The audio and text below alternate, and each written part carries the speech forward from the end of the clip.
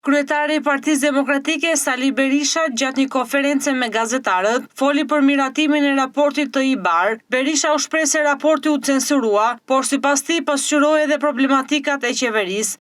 Dua të denoncoj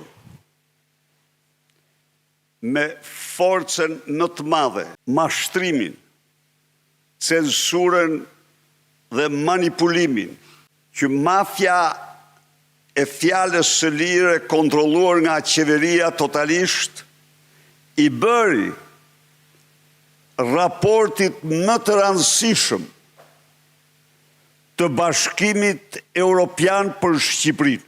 Mafia e fjalës së lirë në përputhje me direktivat që mori nga zyra e kryeministrit,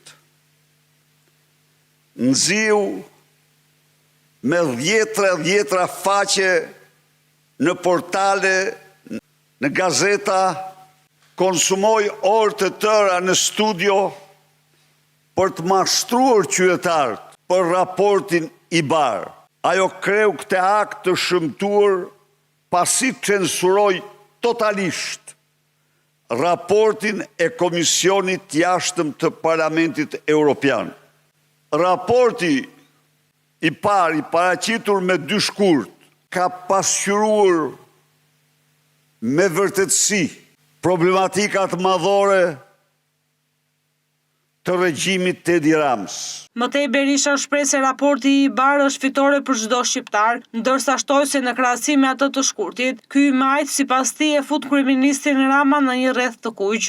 Në fakt, ky raport është një fitore për çdo shqiptar që konsideron të ardhmen e tij më të mirë në Bashkimin Evropian, por beson se shqiptarët në këtë proces bëhen më të lirë, më të mkëmbur, më sigurt, me kusht që ky të jetë një proces i bazuar në merit.